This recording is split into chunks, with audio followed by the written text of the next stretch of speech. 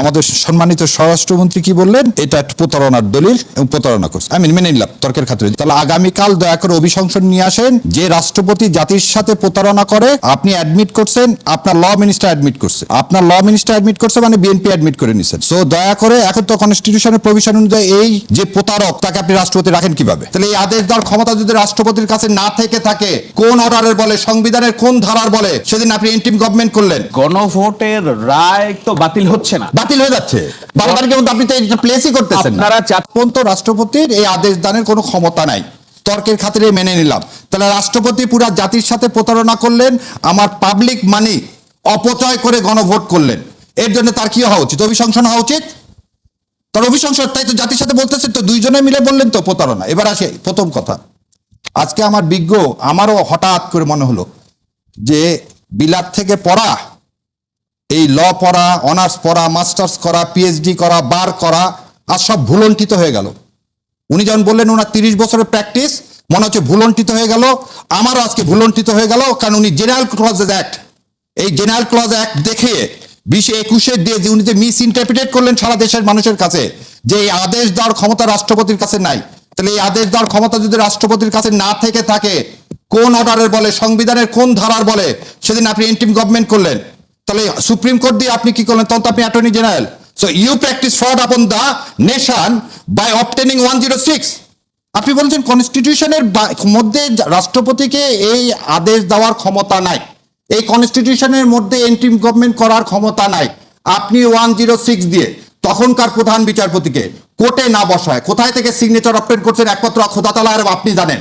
তাহলে আপনি প্রতি জাতির সাথে প্রতারণা করছেন, এই জন্য আপনার কালকে ত্যাগ করা উচিত, আইনমন্ত্রী পদত্যাগ করা উচিত। কিন্তু স্বরাষ্ট্রমন্ত্রী আরো প্রশ্ন রেখেছে যে আদেশের জন্মই অবৈধ, তার ভিত্তিতে কোনো অধিবেশন আহ্বান করা যায় না, এটা না অধ্যাদেশ না আইন। আদেশ বুঝলাম, তাহলে আদেশ কবে পাস হয়েছে? 13 তারিখে, 13 নভেম্বর। রিট ক্যান ভোটের পরে করলেন। আপনি তো অসৎ। আপনি 13 তারিখে কেন চ্যালেঞ্জ করলেন না? বললেন না কেন আমি গণভোটে যাবো না? কেন তার আপনার দলের চেয়ারম্যান সাহেব গণভোটে হার পক্ষে ভোট চাইলেন? আপনি অসৎ। আমি এই কথাটা এইভাবে বলতে চাইছিলাম না। উনি যেভাবে হেয় করলেন, এইভাবে যেভাবে প্রতিপক্ষকে একটা মিথ্যা, এবং একটা জিনিস বলি, আমার সম্মানিত অ্যাটর্নি জেনারেল মহোদয়, উনি আমার খুব প্রিয় মানুষ। উনি আজকে এইভাবে মিস ইন্টারপ্রিটেশন করবে এই সেকশন 21-এ।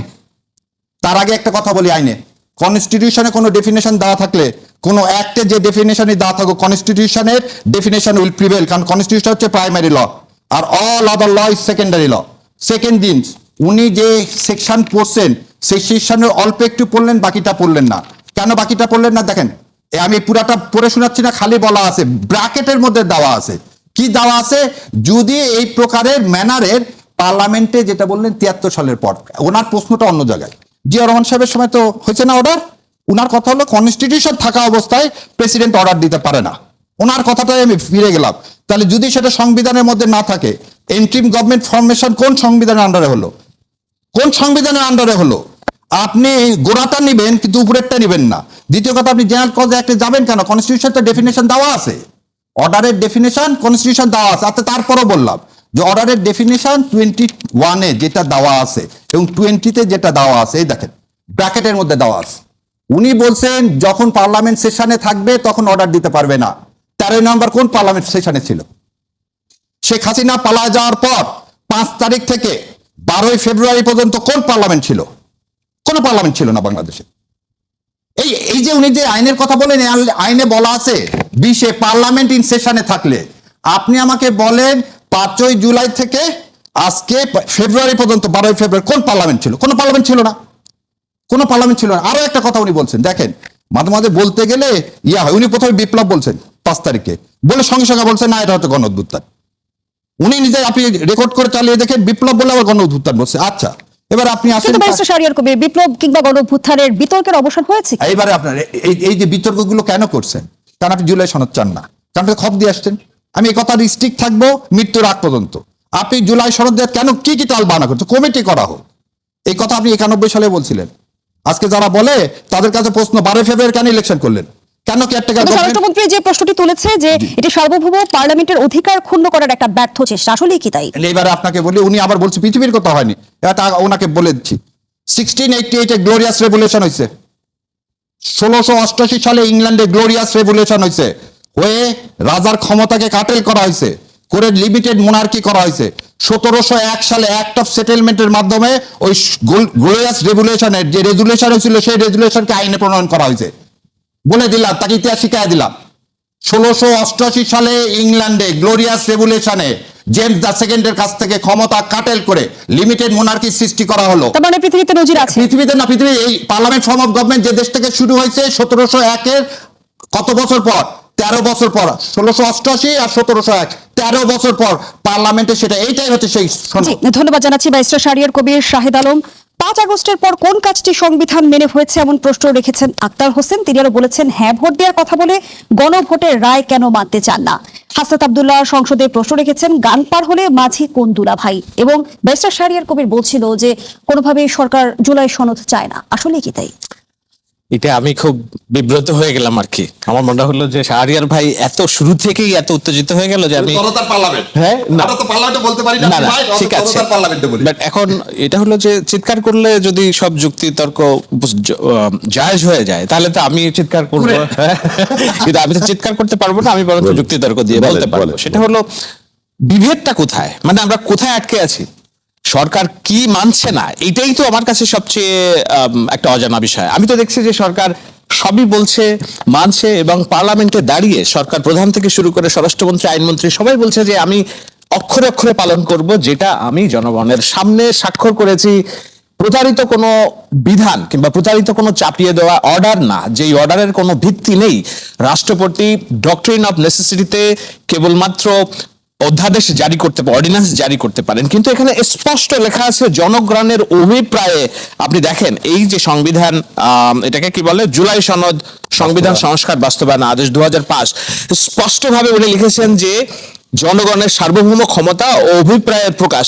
জনগণের অভিপ্রায়ে রাষ্ট্রপতি তো কোনো আদেশ দিতে পারেন না। হ্যাঁ, এখন রাষ্ট্রপতি আদেশ দিতে পারেন না বলে আমার যে সবকিছুই যে অবৈধ হয়ে গিয়েছে কিংবা আমাদের সবকিছুকে নিয়ে আমাদের বিতর্ক করতে হবে, এই বিষয়টা না কেমন যেন আমার কাছে বোধগম্য না। আমি তো দেখছি যে জুলাই এই জাতীয় সনদের প্রত্যেকটা ধারা বাস্তবায়ন করার জন্য সরকার বদ্ধপরিকর এবং তারা যুক্তিতর্ক উপস্থাপন করছে। কোথায় ঝামেলাটা, কোথায় আমি আসলে বুঝতে চাচ্ছি ঝামেলাটা কোথায়। শাহরিয়ার ভাই আমাকে একটু হেল্প করেন তো, মানে কোথায় কোনটা পালিত হচ্ছে না বলেন, আমি আপনার সাথে ওপেন বিতর্ক করছি। চলেন আমরা, মানে বিএনপি কোনটা পালন করছে না বলেন তো দেখি।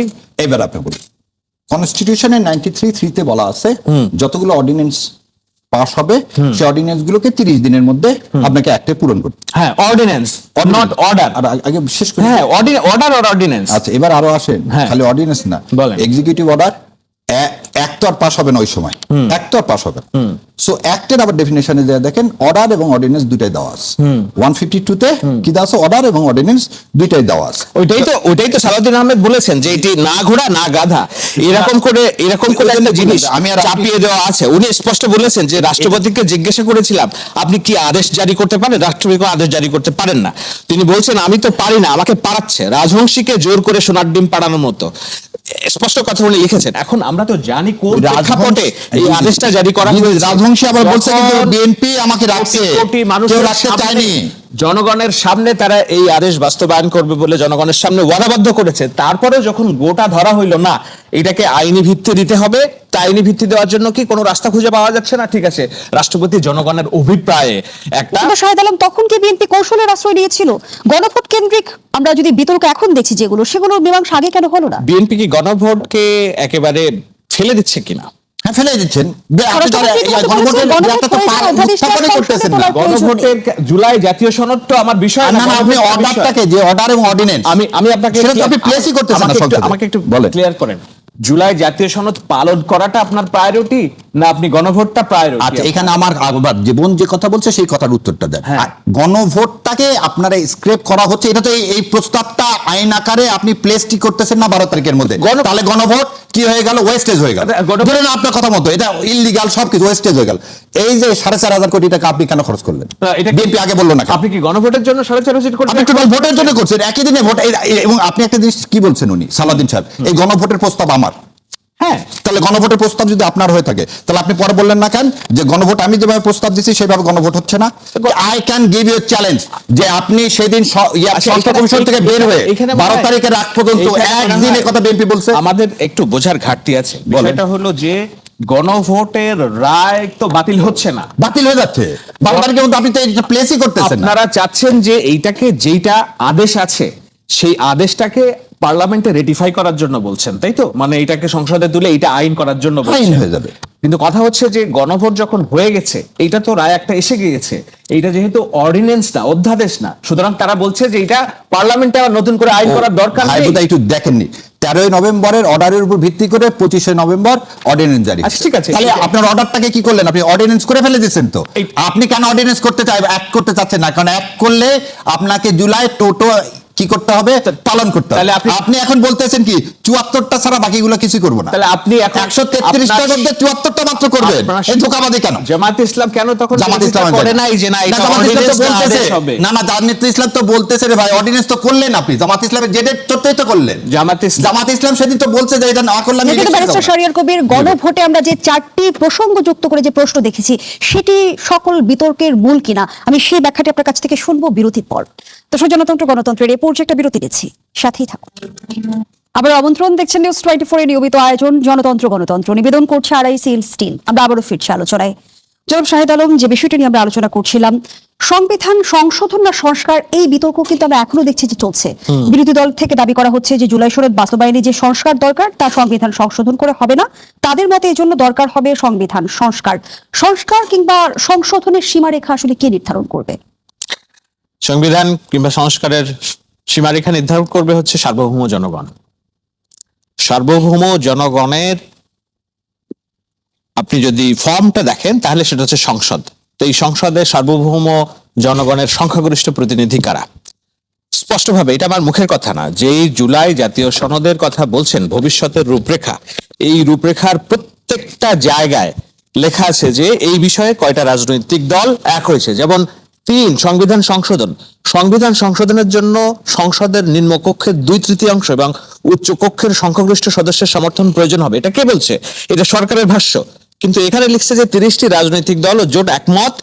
2টি রাজনৈতিক দল নোট অফ ডিসেন্ট দিয়েছে। এই নোট অফ ডিসেন্ট সহ কিন্তু জুলাই জাতীয় সনদ লক্ষ লক্ষ মানুষের সামনে, টেলিভিশনের সামনে স্বাক্ষর করেছে রাজনৈতিক দলগুলো, যেখানে স্পষ্ট বলা আছে অবশ্য কোন রাজনৈতিক দল বা জোট তাদের নির্বাচনী ইশতেহার উল্লেখপূর্বক যদি জনগণের ম্যান্ডেট লাভ করে তাহলে তারা সেই মতো ব্যবস্থা গ্রহণ করতে পারবে।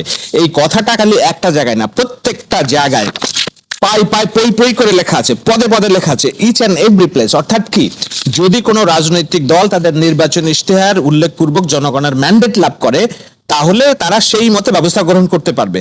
তো জনগণ 300 আসনের মধ্যে 270টা কি বলে 220টা আসনে ল্যান্ডস্লাইড ভিক্টরি দিয়েছে বিএনপি এবং তাদের জোটকে। তো এবার তো আমরা দেখেছি 2টি নির্বাচন অনুষ্ঠিত হয়েছে, একটি জাতীয় সংসদ নির্বাচন, অন্যটি গণভোট।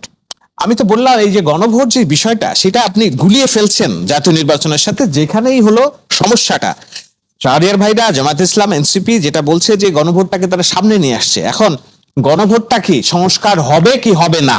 তো সংস্কারের পক্ষেই তো গণভোট হয়েছে সংসদ সদস্য এবং হাসান বিএনপির আব্দুল্লাহ কিন্তু সর্বোচ্চ, আমি সংসদে বলি বলেছে যে বিএনপি, 68% জনগণ জানিয়ে দিয়েছে বিএনপির সংবিধানের কোন সর্বোচ্চ জায়গায় নেতৃত্ব পরিবর্তন আনতে থেকে হবে। কিন্তু বলেছে গণভোটে হ্যাঁ। অর্থাৎ তারা এই যে সনদ জনগণের সামনে স্বাক্ষর করেছে তার ইচ অ্যান্ড এভরিথিং তারা পালন করবে বলে জনগণের সামনে ওয়াদাবদ্ধ। তারা কি বলেছে যে আমরা এই জাতীয় সনদের এই ধারা বিরোধী দল কেন আস্থা রাখতে পারছে না? এখন বিরোধী দল আস্থা রাখতে পারছে না কেন? কারণ তারা নিজেরা তো জুলাই জাতীয় সনদ মানেন না। সেটা তো আজকে স্পষ্ট আইনমন্ত্রী বলেছেন যে এই জাতীয় সনদে বলা হয়েছে যে সংসদের নির্বাচনে আপনি অন্তত 5% নারীদেরকে আপনি প্রার্থী দেবেন। একজনকে কেউ দিয়েছে কিনা? এই জুলাই জাতীয় সনদে বলা হয়েছে যে বিরোধী দল থেকে ডেপুটি স্পিকার, সরকার স্বপ্রণোদিত হয়ে বলেছে ডেপুটি স্পিকার আমরা বিরোধী দল থেকে নিব। জামায়াত ইসলাম, এনসিপি বলছে না আমরা এটা মানবো না। সুতরাং জুলাই জাতীয় সনদ বলে যেই কথা তারা বলছে এটা কেবলই কথার কথা, অন্তঃসার শূন্য। এইটার জন্য যে বিধিবিধানের পক্ষে তারা কথা বলছে তারা তো নিজেরা সেটা মানেনি, এজন্য তারা এটাকে সামনে নিয়ে আসছে। এটা খুবই দুঃখজনক একটা বিষয় এবং এটার কোনো ব্যাখ্যা নাই। নরম করে যদি আমাকে বুঝান আমি বুঝবো। বলেন আপনি কোথায় ব্যাখ্যা দেবেন বলেন। আপনি পড়লেন নোট অফ ডিসেন্টে কি লেখা আছে? অবশ্যই কোনো রাজনৈতিক দল জোট তার নির্বাচন ইশতেহারে উল্লেখপূর্বক যদি ম্যান্ডেট জনগণের ম্যান্ডেট পায়, লাভ করে, তাহলে সেই মতো ব্যবস্থা নেবে। আপনিই বলতেছেন যে 5% নারী দেয়নি, আবার আপনি একটু পর বলতেছেন যে এটা আগে আমার ইশতেহারে দিতে হবে, ইশতেহারে দিয়ে যদি জনগণ ম্যান্ডেট দেয় তারপর আমি এটা কি করবো, বাস্তবায়ন করবো। আগে কোনটা ঠিক? আপনাকে বলেন যে আপনি কোন দিকে যাবেন। অ্যাটর্নি জেনারেল মহোদয় যে কথা বললেন তার মানে কি? আগে কথাটা শোনেন। তার মানে বলতেছেন চাচ্ছেন গণভোট ছিল 4টা, আপনি আপনার ইয়া পরিত্যাগ করছেন। আর বোন যে কথা জিজ্ঞাসা করলেন, না আপনি তো শেষ করেন নাই কিন্তু শাহরিয়ার ভাই বলে দিচ্ছি। তার মানে কি আপনি 5% নারী ভোটার করবেন, সংসদ সদস্য করবেন যখন পার্লামেন্ট এটা রেটিফাই হবে তখন।